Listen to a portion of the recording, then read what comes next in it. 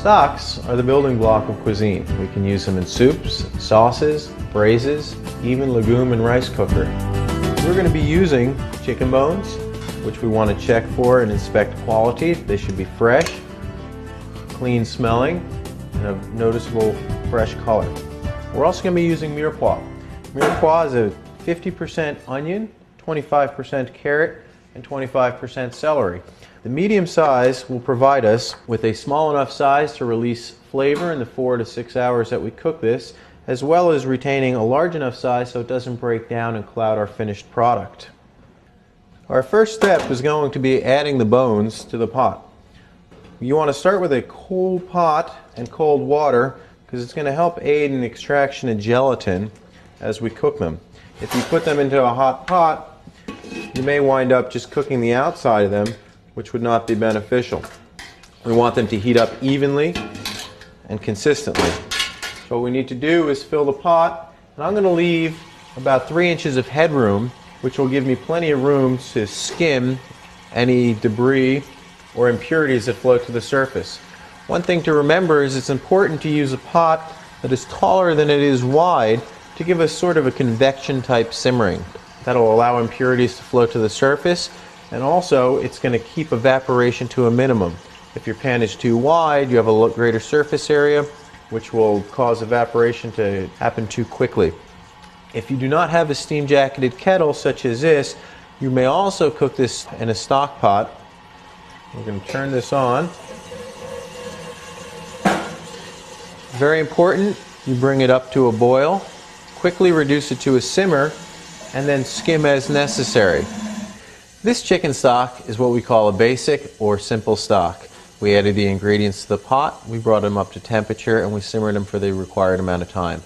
Other stocks may include brown stock, in which you roast the bones or vegetables, white stock, in which you blanch the bones, and fumet, in which you would smother the bones and aromatics to release more flavor. Our stock has now come up to a boil and we have reduced it to a simmer. Our next step is to skim all the impurities, or what we call scum, off the surface. It's a necessary step. We're going to use a skimmer and skim right into water so we can go back in with a clean utensil. The purpose of this is to remove all the impurities that would otherwise cloud our stock and give us an inferior product. A properly skimmed stock will have noticeable color and taste difference from one that had not been skimmed.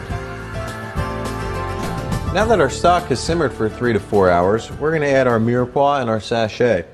We're going to put this in carefully so it doesn't splash.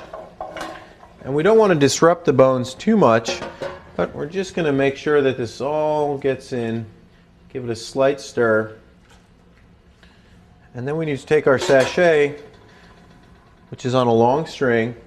We're going to hang this in, and we're going to tie it off on the side of the pot. If you don't have a ring such as this, you can tie it off on the handle, and this will allow us to locate it later more easily.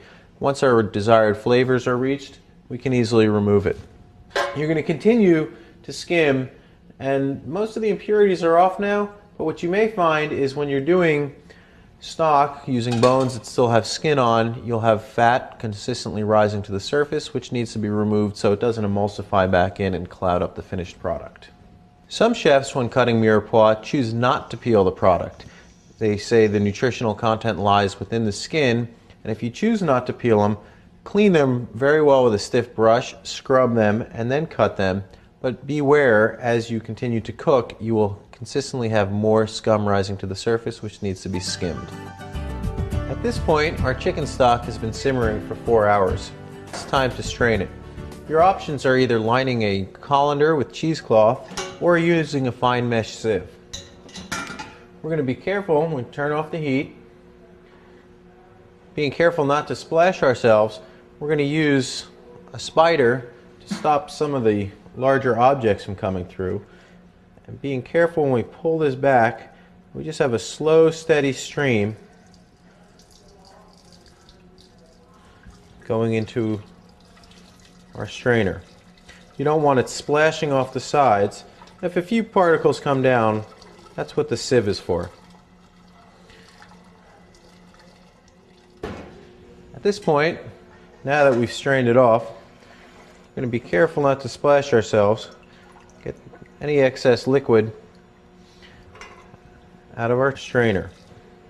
Place it in here. A well-made chicken stock should be light straw in color, relatively fat-free from our skimming. Upon tasting it, it should feel balanced. You should feel the gelatin, and it should have a light flavor. You don't want it overly seasoned, as we said before, because we don't know where it's going. We may reduce it further into a gloss, use it for a sauce, or possibly for braising. Now that our stock is strained and cooled, we should evaluate it for its gelatinous body.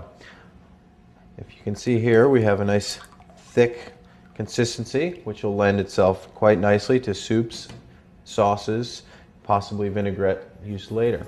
We need to properly store it, so we're going to cover it tightly, and we're going to label it with the product, which is chicken stock, the date that we made it, and our kitchen location. This way we can come back and see if it is still fresh, and it will give us a good indication of when we need to use it by.